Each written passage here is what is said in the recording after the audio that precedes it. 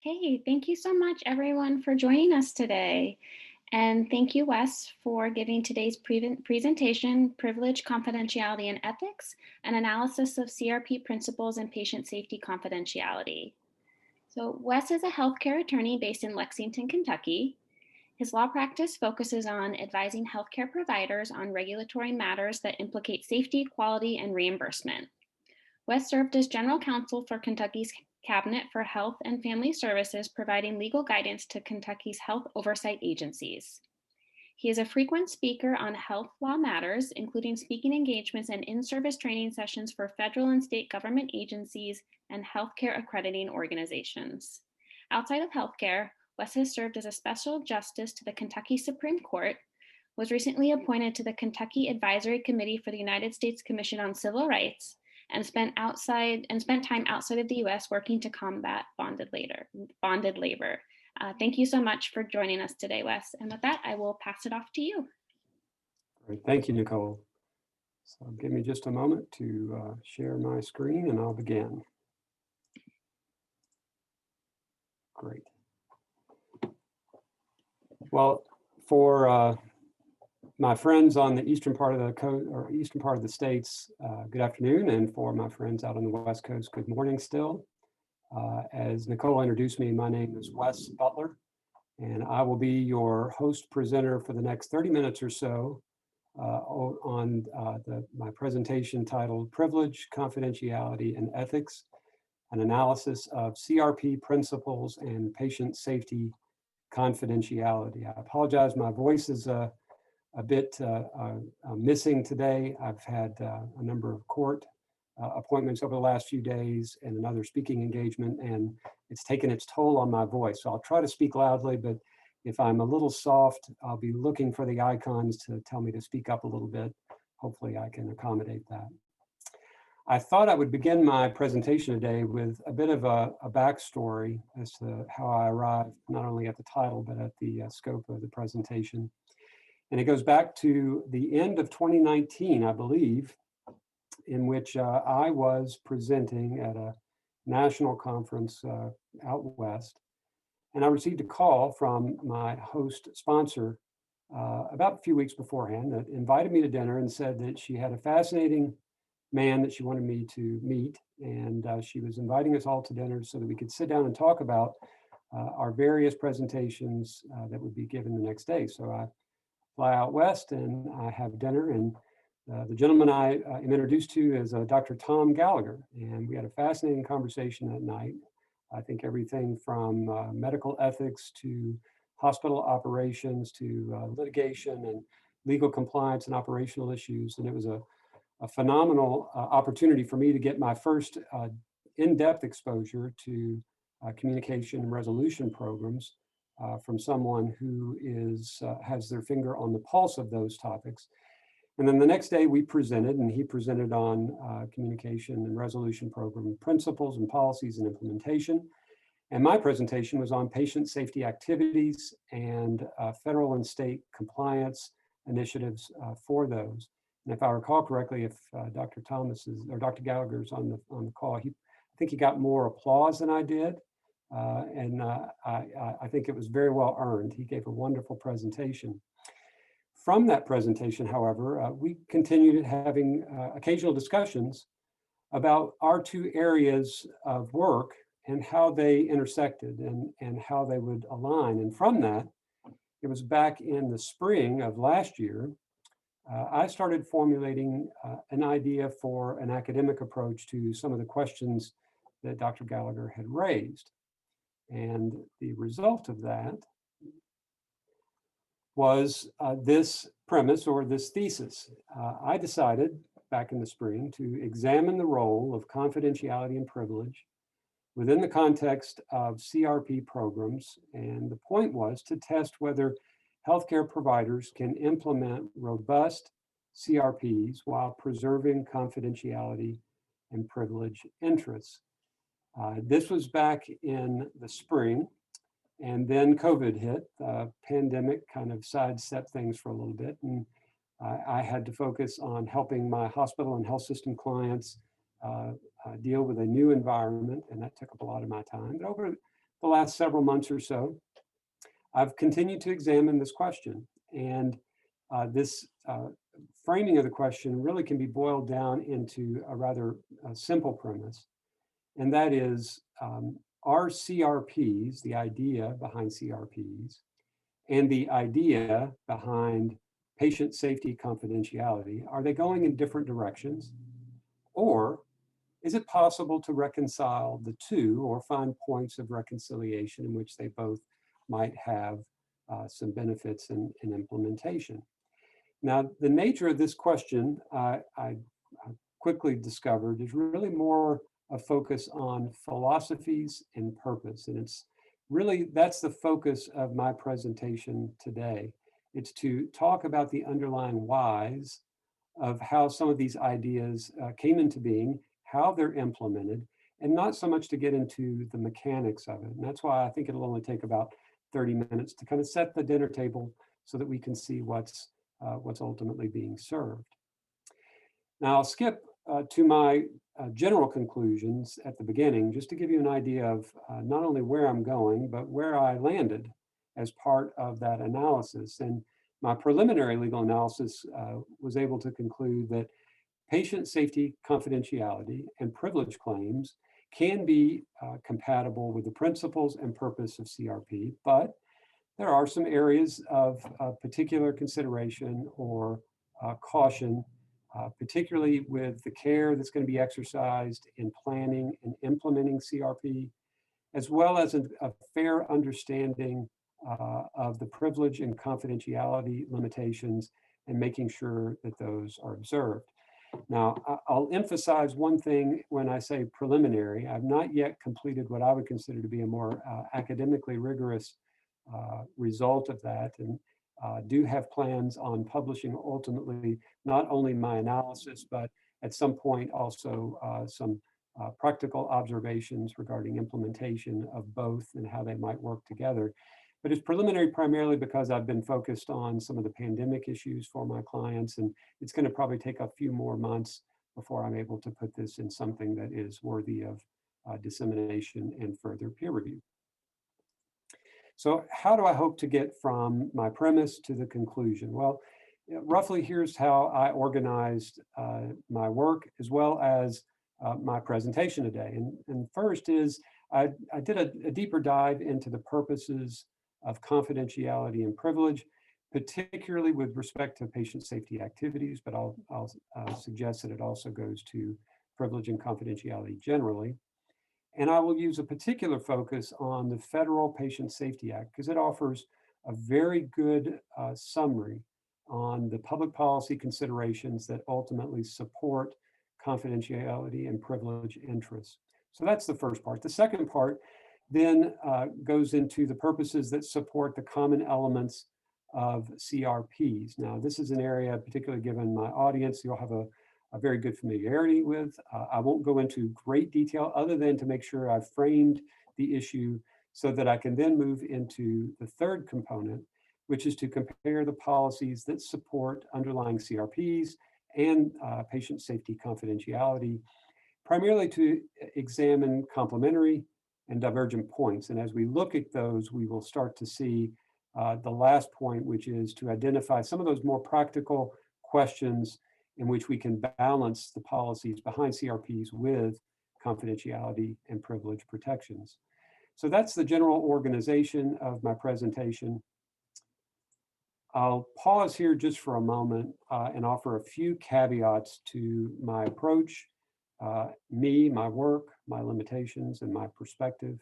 And for those of us that present pretty regularly, we sometimes skip over caveats. We give our conflict of interest statement and kind of move on. Now, I've learned over the last several years to pause on these and make sure that I've given some thought so that you understand the perspective that I'm coming from, understand what strengths I have, what limitations I have, so that as you're hearing what I have to say, you can keep those in mind and filter what I'm saying based upon what I've shared with you as objective filters to consider the weight and the merit of what I have to say. First and foremost, it is important to say I have no conflict of interest to disclose that I'm aware of. It's important also to emphasize that I will be talking about legal topics from time to time and getting in to some legal issues with a little bit of depth. But I would caution against taking this presentation as legal advice. I'm going to be speaking primarily in generalities. That's the nature of most presentations like this. And I won't be diving into exceptions and nuance. You'll often hear me say the phrase generally speaking or typically. And it's always important to realize that there can be exceptions and nuances that might qualify certain answers. It's also important to recognize that the views that I express today are my own and not necessarily those of my clients or the collaborative. A lot of my thoughts and ideas haven't really been tested at this point, and they just represent where I'm going in my research and where I go in my advocacy and counseling of clients. And my hope, of course, is to ultimately produce some of this so that it can be more thoroughly peer reviewed, not only by my colleagues and other attorneys, but also by the industry generally to see if they hold water with respect to operations and practical perspectives. Importantly, I want to emphasize two last points. Today's topic implicates questions of legal philosophy and public policy. I won't be digging into a lot of the legal compliance and operational aspects, although they will kind of permeate different aspects of my presentation. For those of you that may have heard me speak before, my general areas are to talk about legal compliance.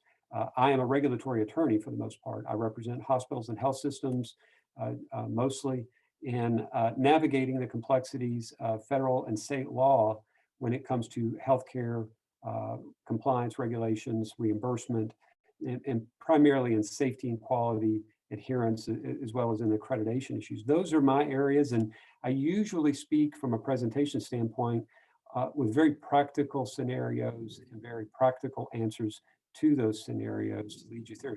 This is a much different presentation, and I'm a little bit out of my comfort zone, but that's a good thing, in which I'll be talking a little bit more about theory, philosophy, and policy. And those naturally come into questions of debates and certainly points and counterpoints. I'm going to invite that here and won't necessarily say that I'm right about any particular policy that I may advocate. But that's the beauty of these types of presentations, is you really get to engage people with your ideas and get some feedback from the listeners with thoughtful ideas that might cause me to rethink things or maybe even give nuances. But the real goal and my point for today is, if you walk away with nothing else, I hope I've stimulated you to think about the question why you do what you do, why certain policies are the way they are, and ultimately those questions of why will force you to say, what do I believe and do I agree with those things? And it'll make you a more effective advocate, and from a compliance perspective, it'll make you more effective in complying with the various things that we must comply with if you're going to be in the healthcare industry. Okay, so with that, let's start with the first point, which is to lay the groundwork, the framework for confidentiality and privilege. And I'm going to linger on these points a little bit longer than the others, only because I think it takes longer to build the foundation for this and to make sure that we're all talking from common points. And I'll always begin, whether it's a legal audience or a non-legal audience or a mix of the two, to start with the important qualifier that confidentiality and privilege are related concepts, but they are distinct. The terms are not interchangeable. And we really can't begin the conversation on this point unless we first put each term in its proper context. First, I'll talk about confidentiality, and in a very simple way, confidentiality is a term that most people are familiar with. They use it in normal everyday getting along, and there is a sense of comfort and understanding that when you say something is confidential, you know what that means. You might be degrees and nuances, but you generally know what it means. And it's typically meant, even in the legal context, that something is intended to be private or secret. But when you present it in that way, the first thing that strikes you is that confidentiality may seem somewhat subjective at first blush. And this becomes apparent through some examples. You know, for example, there are some, and I'm sure know people that feel that their health conditions are very confidential, and they're not much to even tell you they have a headache or a cold, or to talk about aches and pains or complaints because they consider those things to be private and confidential and not really worthy of public consumption or public discussion. And then there are other, maybe coworkers or others that are very open about it. And I've got a headache today, or I'm tired, or I'm busy. And, they're very open about talking about their personal lives. And what we ultimately see is that people can have different views about what is confidential. And that has this ring of subjectivity. But there are some aspects of information and confidentiality that start to take on a more general acceptance. And we start to realize that most people believe that this piece of information is confidential or that should be confidential. And it's from those generalities and those common acceptance that you start to see confidentiality that begins to be recognized by statutes or by the common law. And I've got a couple of slides that mention common law for non-lawyers that aren't familiar with that term. It's easier to think of it in the context of court-made law, where the court applies ancient principles, typically legal principles, to find that the law is, even when there's not a statute or a constitution that applies it directly. But to go back to my point, when something becomes confidential to the point where it's well accepted, you start to see it memorialized within laws, whether it be by court or by the legislature through statutes. But as I've reflected upon earlier, our laws will reflect society's notions on confidentiality, and they change over time.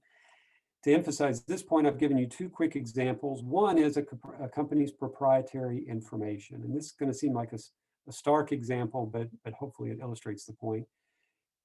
America, for the most part, is a country that was built on generally free market principles, and the commercial application and commercial viability of business in the United States has generally been protected. And that means that certain commercial proprietary information, for example, Coca-Cola's recipe for their product, they consider to be proprietary, and they hold it confidential, and they prevent others from receiving that information or utilizing it in some way. So that's one example of confidentiality, and it's something that, at least in the United States, has been long accepted for over 200 years. But then you take something like protected health information, and this is where you start to see confidentiality take a greater role as healthcare has developed, really more in this century than in prior ones. The concepts of confidentiality in healthcare were not as well known until we really get into 1996, when the Health Insurance Portability and Accountability Act was put into place. And then all of a sudden you see that confidentiality is now put in federal law, and federal law that actually supersedes all state laws. So it has an increased level of importance at this point, and it becomes more widely accepted that healthcare information is confidential and it needs to be treated as such. But the general point I'll emphasize is that confidentiality always involves elements of personal judgment. What do we feel is confidential? What do we believe others believe is confidential? And also an appreciation of legal compliance. As confidentiality gets built into laws, whether by courts or by legislatures, we have to appreciate what those boundaries are and what can be publicly disclosed and what cannot be. We understand that probably more than other areas in healthcare, maybe banking and finance and insurance. They understand that a little bit, but healthcare is, this should be a fairly common principle. So next I'll move on to privilege, and I'll talk about this generally. And this is far different than confidentiality, and maybe a bit more foreign to non-lawyers. And I'll suggest that it's even somewhat foreign to lawyers that practice regularly in healthcare, because it's just a more difficult concept to grasp. Privilege is a legal phrase that we often mean in a very simplified way to mean a special legal right, exemption, or immunity, often from a duty. And the way I like to think of it is a privilege is often a right to do or not to do something. Privileges are typically recognized more formally than confidentiality in the law because they invoke a right, a personal right. So if you're a person that says, I have a privilege to do something, you're saying I have a legal right to do something, or a privilege to withhold something, to not do something. Courts may develop privileges through the common law.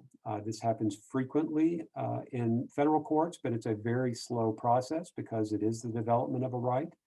And legislatures are becoming more comfortable with developing this right of privileges through statutes. And this is going to be a good segue later to an example that I'll give with the Patient Safety Act.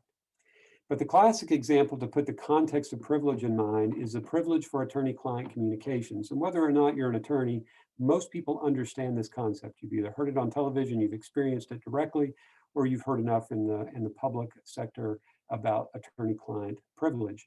And the general concept is this. The privilege for attorney-client communications will insulate the communications that a client and attorney have and basically give that client a legal right to not disclose the communications that the client has had with the attorney and that the attorney has had with the client. That right to not disclose is part of that privilege for the attorney-client communication. And most people understand that, and it starts to kind of create some context there. But the important point here is to remember that the applicability of privilege requires an evaluation of the law. What privilege am I claiming? What special legal right am I asserting? And then specifically the facts to apply that law. So you're going to be looking at the particular encounter to make sure that that legal right can in fact be asserted. So let's start to bring these together and then move on into the more precise examples of privilege and confidentiality. They can be confusing when these concepts are considered because they overlap, but especially because they have different applications and may be subject to different laws. And it's important to think of it in the context that information that is privileged is often assumed to be confidential, but information that may be confidential may not always be privileged because the laws are a little bit different. But the essential point to remember is that when used together, privilege and confidentiality indicates that a party has a legal right to keep something private. These questions are frequent in litigation. For attorneys that are actively involved in litigation, these are questions that may come up on a weekly, monthly, and certainly annual basis. But all of this talks about what privilege and confidentiality is, ultimately lead to the question of why. Why do we have privilege and confidentiality laws? Now, as I mentioned previously, certain confidentiality laws and privilege laws are ancient. They go back hundreds of years or more in some cases. Some of the laws originate from the common law out of England before the founding of our country. So why do we have these laws? Why did lawmakers, judges or legislators, decide that privilege and confidentiality laws had a purpose? Well, as I was trying to think about how best to frame this question, I thought it might be better to answer this through a couple of examples, and one of which I've already alluded to, and that's HIPAA. If you go back and you look at why HIPAA was developed in 1996, there became a greater understanding, and Congress recognized this, that your health information had the potential of being damaging to the patient, and providers were often in a quandary of how much could they share, when could they share, and there were generally concerns about that patient-provider relationship, as well as how that information, that health information would be used, particularly as healthcare continues to expand. So HIPAA steps in and says that we find that it is important to create confidentiality protections around certain health information that we're going to call protected health information, and we're going to apply penalties for the inappropriate disclosure of that information. And we're also going to create some levels of accountability for protecting that information. Congress looked at this as a really pro-patient perspective of making sure that the information that's out there in healthcare would ultimately protect the patient. And they did that through confidentiality protections. And as we've alluded to, we talked about the attorney-client communication privilege. And if you go back hundreds of years and you look at the attorney-client privilege, what you find is that we've got a long history that judges and lawmakers have determined that it's important to create confidentiality and privilege protections around attorney-client communications because they wanted to encourage the client being fully disclosing to the attorney and the attorney giving full benefit of advice and counsel to the client. And they felt like confidentiality and privilege created that environment in which the information could be exchanged fairly. So what you see from these two examples is that the common purposes that are asserted for privilege and confidentiality are to promote candor in communications, whether it be a provider and a patient or an attorney and client or any other number of relationships that have these types of protections. It also serves to protect individual dignity, to make sure that people have the ability to protect the information that they consider to be unique and sensitive to them. And then finally, and this kind of ties in the other two, it also protects the integrity of certain relationships. We've decided as a matter of law that certain relationships are worthy of protection. So we'll create privilege and confidentiality protections to protect those relationships. And in fact, most states have spousal privilege and confidentiality laws so that one spouse isn't compelled to testify against another spouse because we want to preserve certain relationships along those lines. But these are the purposes that ultimately underscore privilege and confidentiality. But the essence of these questions, these purposes, belies a different aspect, and that's the public policy aspect of it. Do we value these purposes? Do we agree with them? Well, as I said, they change over time. And I think we're welcome to come in and say, do they still matter to us? Do we still value these? I think a lot of times we say yes, but occasionally it's important to stop and say, you know, is there a way we could do better? Do privilege and confidentiality protections actually promote the purpose that they're in? And the one that I deal with most commonly is, do patient safety protections, patient safety confidentiality, do they actually promote patient safety activities? Well, that's something we'll address in just a moment, but it's a worthy question. Another question is do we value the benefits of the protections more than the consequences? For example, you might protect a patient safety activity, but as we'll see in a little bit, there's a question of, shouldn't we share this information with a patient? And some of those benefits require some balancing of the public policy surrounding both, so that we can ultimately figure out what promotes a better good, even if both promote a good. Are there better means to accomplish these purposes?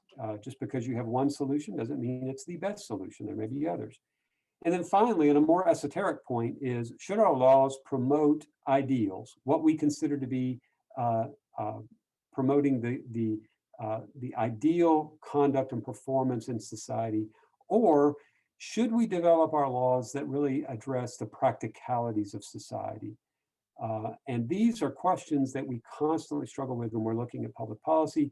And ultimately, we often try to balance the two, but these are the right questions to ask. They're the right questions that will ultimately guide us through our analysis.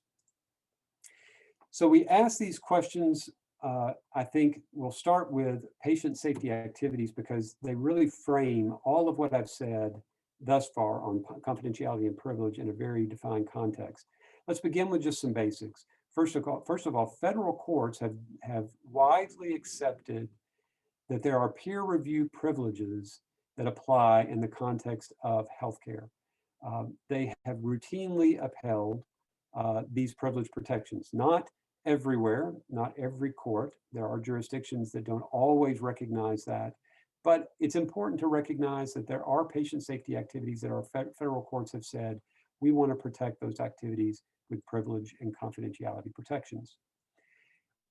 Moreover, every state, if I'm not mistaken, and last I thought there were maybe 49 of 50 states, have enacted statutory protections for patient safety activities to create peer review or quality assurance protections to help promote providers in engaging in those activities, creating that right to hold as private patient safety activities within that state. And I believe every state now has that, although there might be one whose courts have it up in the air.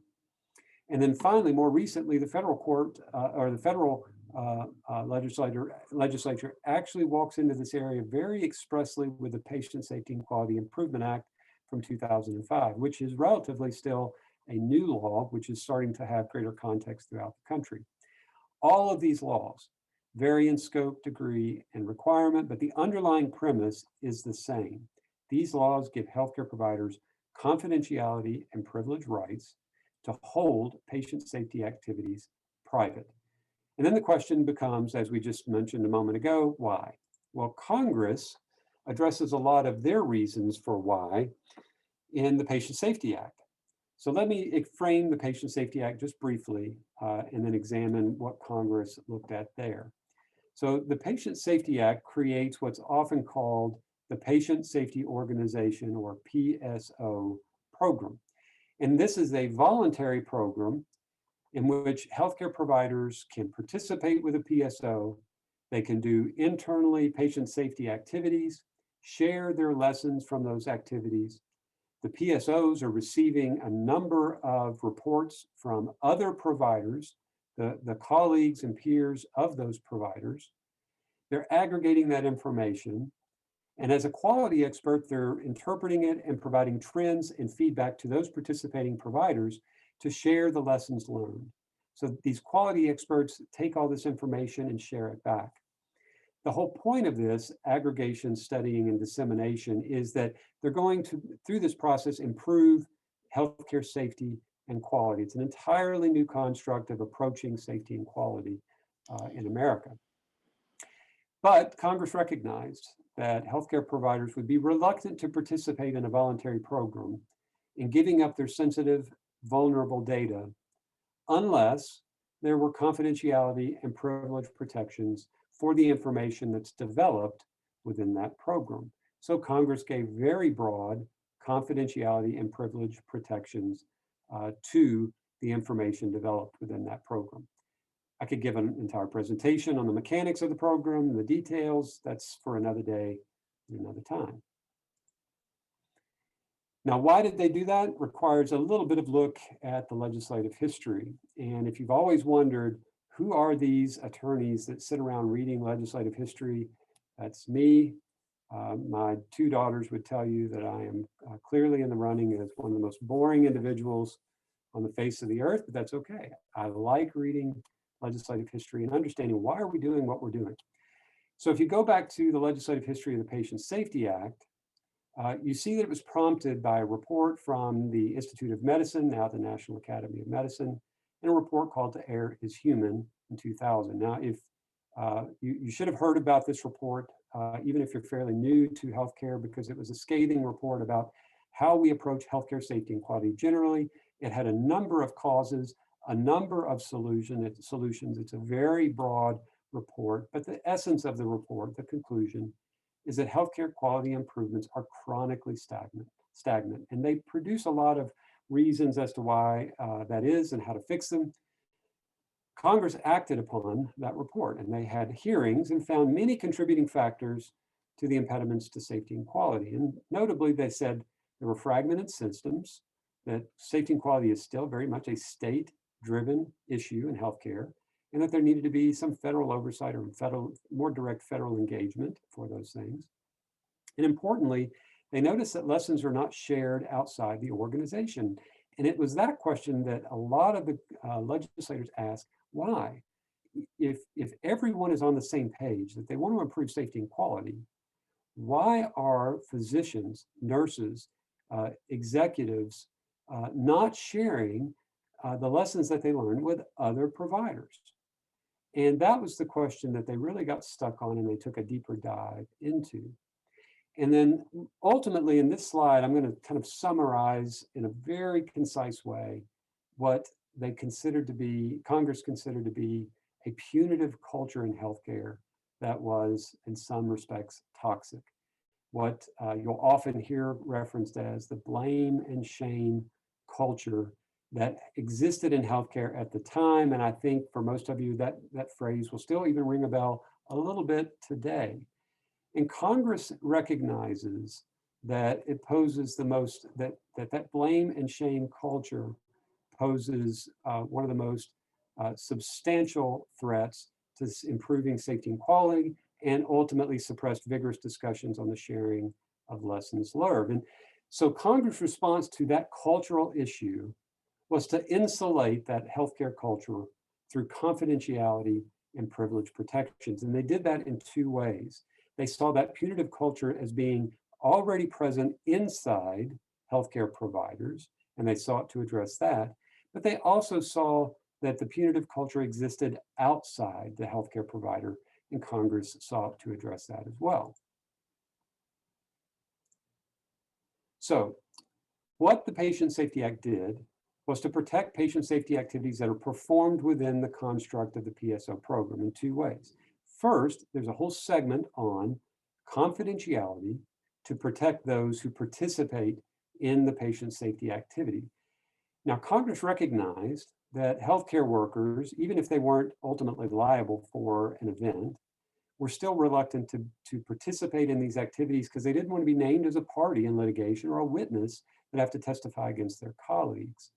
So what I often talk about in peer review, if you were in peer review and doing peer review prior to 2005, you often got the sense in some settings that peer review is a bit like a game of poker in which everyone is sitting around the table looking at each other. Everyone's afraid to move first and waiting to see if someone else puts their cards down. And ultimately, Congress said, well, look, if we make that process confidential, maybe it won't be approached so much like a poker game, and people will actually interact and communicate and say, you know what, I feel free to talk about my colleague because I want to improve upon them, and I would hope they would do that with me. And the idea is in that cloak of confidentiality, there would be a much more open and robust conversation about how to improve safety and quality. And one of the top on the list was to encourage reporting. But confidentiality handled the inside part. Privilege was addressed to the outside threats to that punitive culture. And there was still a recognition that litigation and litigation discovery particularly often did not promote the efforts of safety and quality. So the privilege protections were put in place, Congress thought, to make sure that there was some protection for those post-encounter safety activities, that they could happen in a robust way, and that the participants wouldn't have to worry about being dragged into litigation. The idea was the facts, ultimately the underlying facts of an event would still be public, would be available. The privilege doesn't apply to the facts of the case. The treating physicians, the treating nurses would still have to testify as to what happened. But the post-encounter activities were kind of set separately to protect those who are simply just trying to look at improvements that will really be focused on future patients. And that's what they were trying to protect there. So these post-encounter activities and quality and analyses were protected so that they could be kept away from, I think as one writer put, away from the prying eyes of litigating attorneys. So that frames the Patient Safety Act. And I'll move into the third part, and this will be a shorter component because again, I think the audience is fairly familiar with the CRP context, but let's talk a little bit about the purpose and construct of CRPs. Now, there are many individuals that can speak on this with far greater detail and have a great deal more experience than me. I hope you will forgive me for my failings in that respect, but I have tried to give an earnest review of CRPs, the principles, its operations, and for what it's worth, I do represent a number of healthcare systems and hospitals in which we have implemented versions of CRP process actually for years, even before this more formalized, more conscious representation has resulted. And I think it's important to begin, I guess as Willy Wonka says, begin at the beginning. CRPs are an approach to responding to patients who have been harmed by their healthcare. It's just an approach to responding to patients. And you're going to see that purpose, that underlying each of these next points. It should be considered a component of the provider's larger commitment to safety and quality. So it's one piece of a greater whole. It's also implemented with the perspective of benefiting the patients and the providers who deliver care. And I think that's very important. It's a critically important part of the CRP process. It's a very patient-focused aspect, but that focus is not to the exclusion of the healthcare providers. The idea, of course, is that it is designed to benefit both. And finally, the idea, of course, also is influenced based upon a harm event typically, in which the focus is clearly on the needs of the patient and their family to address those proactively and promptly. So those are the general principles that I'll speak to. And again, they'll cover in some of these points. So the commitments, and I've teased out just a few of them that I consider to be particularly relevant for the next slides, is a few of the core commitments to CRP. One is providers have to analyze adverse events, develop and implement action plans to prevent recurrences of these issues. And that's a critical component of CRPs. The idea, of course, is events happen. We hope they don't happen, and we strive to prevent them from happening. But part of that is getting our heads around how are we going to analyze this and what are our priorities? And it begins typically with a commitment to saying, we're going to look at these carefully, thoroughly, and we're going to develop plans to make sure they don't happen. It also means that we have to theorize on what's going to work and what doesn't. The second part, and this again is another critical component to CRPs, is to be transparent with patients and support their emotional needs following an event. And again, this goes back to the patient focus of CRPs and building that trust in the patient-provider relationship so that there truly does feel to be a relationship and not an exchange of services that has that more business feel and look to that relationship. And then finally, resolving those differences so that the healing really can begin as soon as possible, addressing the adverse event and addressing those events when there is a consideration of unreasonable care. These core commitments are evidenced through certain steps, and I've got two quick slides that I'll just outline that are important components of CRPs. First is to immediately report adverse events internally, ensure that patients' immediate clinical needs are met, as well as the clinician's needs. Engage the patient and family after the event discovery and then communicate with them what happened.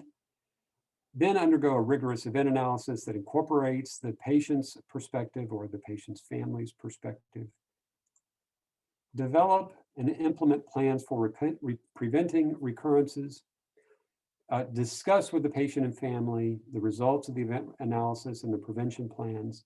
Proactively offer fair financial and non-financial resolution. And just as an aside, I'll tell you that in a lot of conversations I have with families and patients, they are equally interested in the idea of being made whole financially, but also to make sure that others don't experience what they've experienced if there is unreasonable care.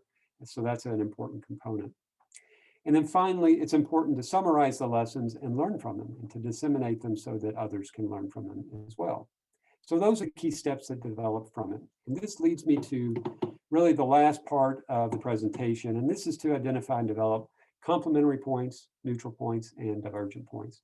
First, I'll begin with the complementary points, and there are many. First, both CRPs and patient safety confidentiality in that broad sphere of idea expect event reporting. Both are dependent upon it, of prompt reporting so that there can be actions taken on the reporting. And that's a critical aspect to both. Both also expect rigorous post-encounter analyses of an event to consider safety and quality improvements. And what I would suggest is, even if you didn't document that, and documenting this as a priority is important, the underlying ethics that motivates healthcare providers to do what they do ultimately drives this particular component. Everybody wants to learn from what's happened so that it can be prevented in future cases. Both CRPs and patient safety confidentiality expect the development and implementation of plans to prevent. And then both expect there to be a summary and communication of the lessons learned. There has to be a concept of institutional memory and institutional dissemination on patient safety activities so that that can be fulfilled as a part of the mission for the provider. Points that I've labeled generally neutral are these, and I usually do it from the perspective of the Patient Safety Act. The Act itself is silent on family engagement. Now, obviously, that's not prevented, and I think you could argue that it's kind of accepted or believed, inferred from the Act or patient safety activities, but it's not an express requirement, and there's not an expectation or direction as to how providers engage families from events, or how to do it from a compensation or discussion session perspective. It's fairly silent on that. Its real focus, the Patient Safety Act, is that there needs to be activities. There's going to be a lot of space for the providers to innovate and how to perform those activities, but they don't tell you how to engage patients and their family. The Patient Safety Act is silent generally on resolution activities. The act is really not a liability or tort reform initiative. It's not really a quality directive, as you might expect from several agencies. It's really more of an opportunity to participate in a program for improving safety and quality, and resolution is still up to the providers. And then finally, I think it's important to note that nothing in the Patient Safety Act really talks about ongoing clinical care and treatment. It's really focused more on post-encounter, post-event patient safety activities. So there's a lot of silence that occurs there. The next point really might be something that I think all of you have been waiting for me to talk about, and I'm going to touch upon it here, and I'll elaborate it more in discussion than I will from the slides. Let me check my time, and I'm going to leave some time for questions. So the point of potential divergence, and I won't say divergence, but I'll just say potential divergence, at least on a superficial level, is that when you read the policies and principles of CRP, there's an expectation that a provider is going to share results of event analyses and the prevention plans with the family. And depending on how the Patient Safety Act is actually implemented, that can create some concerns for providers that participate robustly in both CRP as well as the Patient Safety Act. Now, the Patient Safety Act is a very broad scope and gives providers a significant amount of leeway in defining their own way of participating so that some of the areas of conflict can actually be mitigated. So I think the actual divergence or conflict is really more in absolutes, but that from the Patient Safety Act's perspective, there can be changes within how a provider participates in the act to make sure that CRP principles are honored and are ultimately utilized in a robust fashion to protect. So that touches upon a little bit about the limitations and consequences. And the limitation I'll mention generally would be that it's going to be very difficult, if not impossible, to consider something both confidential, let's say an RCA to make it easy, confidential, but then also disclose the RCA to a patient. Those two principles are difficult to reconcile. Not impossible, because there are nuances to the Patient Safety Act that does give a little bit of best of both worlds, but those are limited situations and circumstances.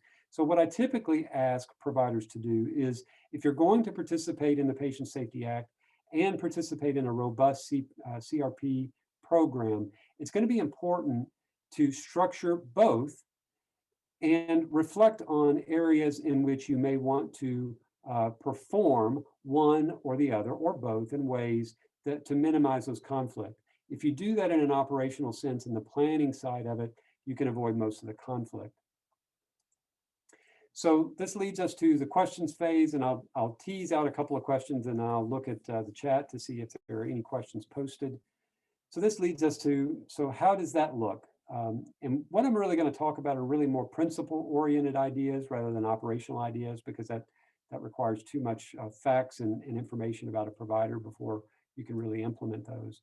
But the questions that I would ask providers to consider are, what are the standards of transparency your organization intends? As a lawyer, I convey and use words, and I study them for their meanings and understandings, not only how I mean them, but also how my audience, my readers, will read them.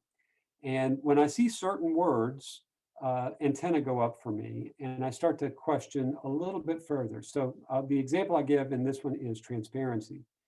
So when people tell me that they are a transparent organization, I often push back on that a little bit and say, really, transparency is one of those words that has an absolute connotation or context. When you're transparent, that means you're completely visible to the outside world, the outside world is entitled to see either what you're claiming is transparent, or if you're saying that I am transparent, you're transparent generally. So I ask people to think about transparency from a moral, ethical, and legal consideration. Are you truly transparent? Is there a different word you'd want to use? And what are the qualifications to that? I usually encourage my providers to avoid the word transparency, because with any ounce of introspection, they ultimately find that they are mostly transparent, particularly when it comes to the important aspects of the patient-provider interaction, but not completely transparent. And then finally, what criteria are you going to follow in determining the circumstances that trigger CRP? And this is something that goes back to that planning of the Patient Safety Act and the protections with patient safety activities. What historically do you find important to communicate to a patient? If it's complete transparency, then that's obviously everything. If it's something less than that, there needs to be some consideration as to what you are and are not going to present. I think the premise is you're going to the premise is that you're going to participate robustly in communicating with a patient all critical and material information that a patient needs to know to make informed decisions and to preserve the integrity of the provider relationship. These are questions that are part of the process. Maybe if I'm invited back, and if I haven't bored everyone to tears about these policy considerations, we can explore the operational components a little bit more. But the idea is these are some things that are great questions to ask to reconcile those two. And with that, I'll open it up for a few questions. Looks like I got a few in the chats. There are a few in the chat. The first one came through from Lainey, and she says, do you recommend incorporating a CRP into a system's PSEs? That's a great question. And I'll say, generally speaking, I would probably say no, because when I look at a provider's patient safety evaluation system and I'm arranging it in the context of the specific patient safety activities that a provider chooses to perform in that protected environment. And I'm doing so in the context that those activities are presumed to be protected. And I'm protecting them for the purposes and benefits that the Patient Safety Act offers. Now, CRP, as I mentioned in one of the slides, is a component of patient safety activities, but it is not in and of itself the patient safety activities. Those are the activities that are typical in the provider. So in that context, I'd probably do a CRP policy separate and distinct from the PSES policy, but then I would be looking at both those policies to write them in such a manner in which they complement one another, and that there are safety valves in the PSES for removal of PSWP information, and that's the label that's given to protected information, so that I can comply with my ethical, moral, legal, or ethical, moral responsibilities to implement CRP. Great question. So, I believe the next question came from Daniel. Does the provider have an ethical obligation to give the patient an accurate understanding of what happened in their care? Isn't that the same as the conclusion of a thoughtful event analysis? And Daniel, that's a great question. And this is a question that I actually love to get, but it's very difficult to answer without really kind of getting into the philosophy of things. If you look at different examples, there are examples that really start to turn on its head the nuances that the ethics that come about it. Now, what I consider to be an absolute ethical position would be what we would typically say is the Hippocratic Oath, to do no harm. The idea that we have a responsibility to the patient to do things for their best interest, in their best interest, and to communicate things to them that are necessary and material to make them an educated patient.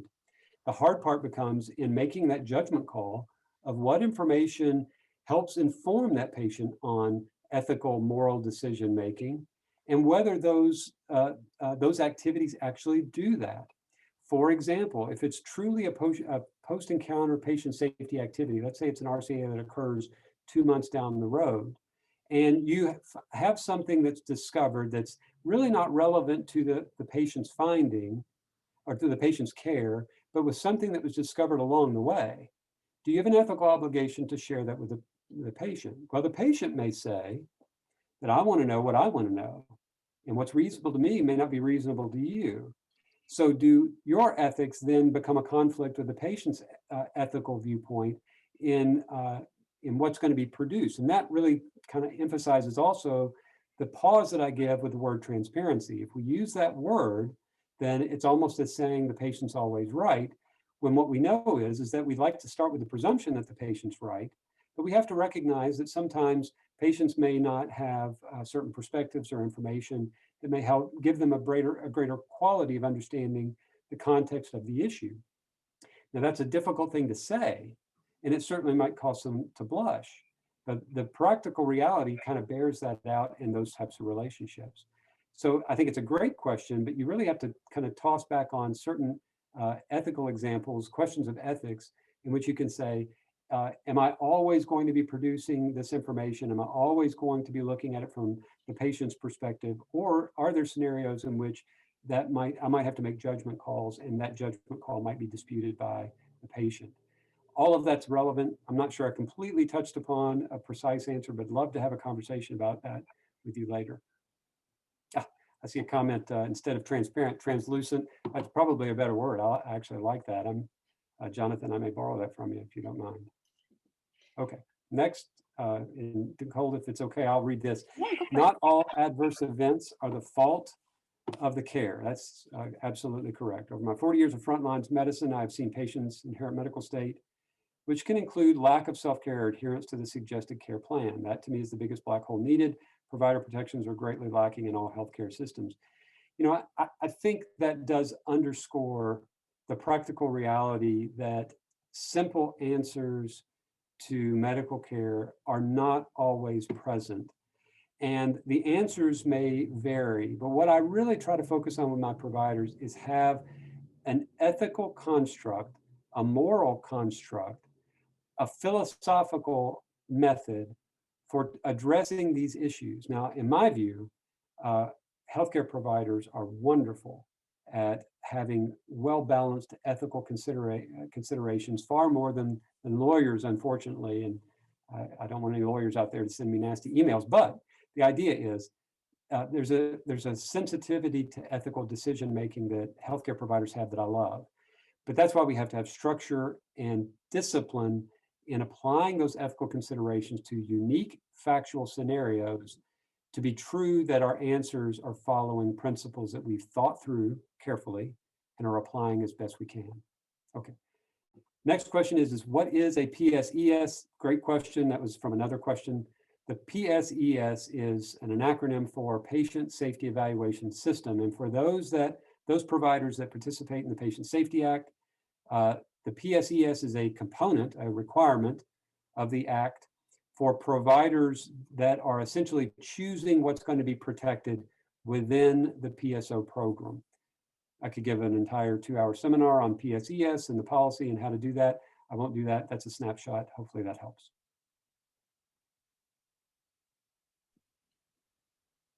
Okay, so next question, and I think I'm right at 3 o'clock, Nicole. Is it okay if I go on and others can drop if they need? Yeah, we can leave the Zoom room open if people want to have a few more questions. If you have the time to give us, we'd greatly appreciate I'm happy it. to do that. Thank you, Nicole. All right, so for those remaining, I'll say it's common knowledge. This question is from Dr. Seaman, it appears. It's common knowledge that the implementation of EHR sharing is inherently not protecting patient information within the system. What's your opinion about EHRs from a confidentiality point of view?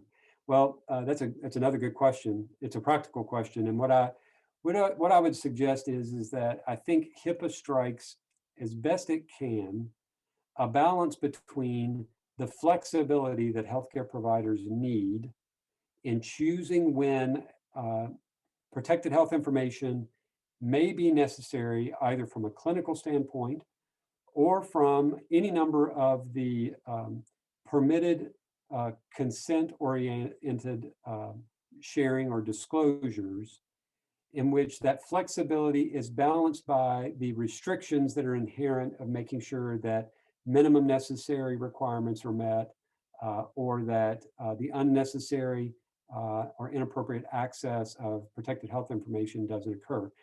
My view is that to the extent we value those principles, HIPAA probably does a fine job, and at some point, providers just have to trust in education with their members and reasonable systems within their EHR programs to make sure that it's being utilized in a good way. I encourage audits. I encourage people to get in there and actually do those things that preserve confidentiality. But ultimately, the mechanics and nuances of those depend upon the compliance of the parties and the participants and how well you educate staff on that as a priority. Okay, let's see. Next question I've got is, I'm going to attempt to pronounce this name, Pelletreau. Please forgive me if I mispronounce that. We consider the EHR with the patient's information, including the care provided, is not protected. This presentation is very well. Thanks for the compliment. All right, so we consider them not protected. I would suggest that it might be better to look at this and say, yeah, it is protected, but there are qualifications to that. All right, suggestion about maybe an operational presentation. Happy to do that. Do CRPs recommend a personal lawyer be present with the provider during these meetings? Dr. Seaman, I think the answer to that would be, and I would defer to those that are clearly much more experienced in that area in CRPs, both in theory and operation. I think the argument or the offer is it's important to educate the patient as to the value of legal representation if they choose, and ultimately allow them to make the choice as to whether they wish to have a lawyer present or not. I know from an ethical standpoint, lawyers, of course, always talk to pro se, unrepresented individuals and remind them of the value of having counsel and inviting them to do so. Other questions? Ms. Augusta asks, federal courts compel us to disclose peer review in civil rights cases. If we include peer review in our PSEs, is peer review then protected? That's a good question, and it's actually one in which I've litigated in federal court. I actually have some good cases maybe to share with you that make it clear that peer review is still subject to privilege under the Patient Safety Act, even in civil rights cases. And I've got one case in particular called Tennell versus Norton Healthcare, and I was counsel of record for that, in which we prevented the disclosure of peer review in that case. And if you will message me or email me directly, I'm happy to share that with you. And I think, Nicole, I've completed my questions. I'll stop sharing and take a look. Oh, looks like we still have several participants. If there are other questions, happy to join. Happy to answer more. Yeah, it looks like we covered everything in the chat box. If people have any more questions, they're also welcome to unmute themselves and just ask directly. And so we'll just give people a moment to collect their thoughts and see if there's anything left.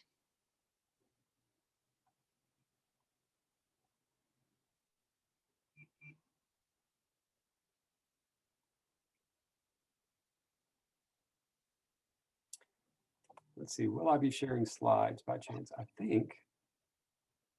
think we will do so. Nicole, if it's okay, will you be able to disseminate that? Absolutely, as long as it's okay with you, I'm happy to send out the slides. It is, and if it's okay, what I may do is send you a PDF version of that. That's what I typically do with my slides, if that's okay. Of course, I can just turn them into a PDF unless you want to make any edits. No, that's fine. Perfect. All right, we do have another question. I'm sorry, to what extent do peer review privilege apply to administrative proceedings such as medical board hearings? Short answer is the federal privilege protections they preempt any state law, meaning that a state law, and that includes administrative proceedings or court proceedings, cannot require the production that the federal law claims as privileged. So, in fact, one of the first cases under the Patient Safety Act to get published was a administrative board that subpoenaed, I think, incident reports from a pharmacy, and the state court said that the federal privilege protections prevented the administrative board from accessing the documents under privilege.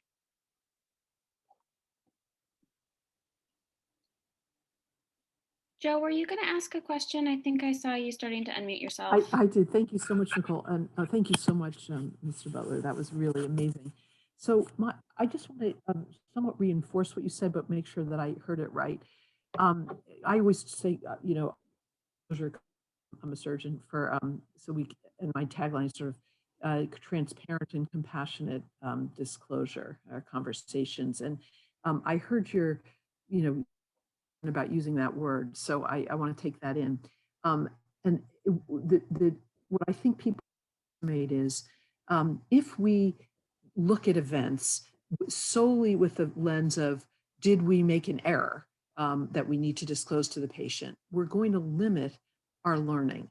I think it's the other discover, and my frame for that when I'm helping people do an event analysis is forget labeling it an error or not. Look at every point in now, is there anything we do differently? When you have that kind of fine lens, which really, really gets tons of learning, that's gonna, if we had to disclose all of that with every patient, I mean, first of all, if I were a patient, I heard like, well, it would have been nice if we'd done this, I think it's overwhelming. And so I want to make sure I got your point correct. If I did, I think we underestimate that, the importance of there's learning to happen that we should be doing that doesn't need or shouldn't even be shared with the patient. Did I get you right on that? Yeah, I think so. Now, obviously, there's that we could spend a lot of time unpacking that, but I think ultimately what you're sharing, the points that you're raising are ones that I would agree with. But like I said, the difficulty comes in the nuances and the factual scenarios in which we have a conflict. And and the examples that I give are, we think of in peer review. What if, as often happens with clinical judgment questions, you're in a peer review committee, you've got 3 or 4 qualified peer reviewers looking at this, discussing the scope and quality of care that a particular physician made in the performance of their, let's take surgery, for example.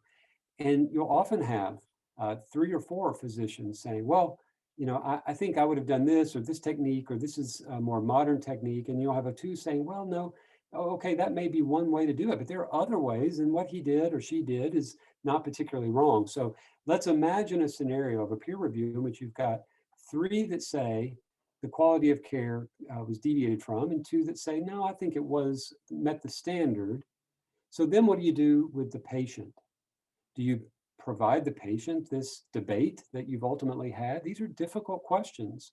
And the provision of clinical care is not subject to nice, neat, binary answers of yes, no, good, bad, wrong, or correct. I mean, a lot of times, and the vast majority of times in which I'm engaged to help providers through that analytical process of some of the more difficult events, is to walk them through those analyses in a thoughtful way to see it from a variety of perspectives. And rarely do we come up with those binary yes, no, right, wrong scenarios. And under that, with that understanding, there are necessarily limitations with how we engage the patient. So that's part of what you say. The second part of what you say is, I think, equally true. I typically walk into assisting providers in the construct of performing RCAs, which is something that I will help a lot with, or even working on peer review construct and process and policy. And my focus is almost always on the next patient. In some respects, it's a way of compartmentalizing the anxiety that often comes with an error and saying, this is horrible what happened, but we undergo our discussion of this case. We dig in deep because we want to make sure that patient Y that comes in the door next Monday doesn't experience this. So let's do it for him or her. And when you take it from that forward-looking process, it kind of wipes the slate clean. It tries to set aside the emotional difficulties that are inherent to these processes. It tries to say, we're going to be committed to making sure this doesn't happen again. When we do that, we free ourselves from the limitations that psychologically inherently keep us from doing this in a robust fashion. That's my approach. I found that to work. I found most people appreciate it when we approach it that way, but there are other ways.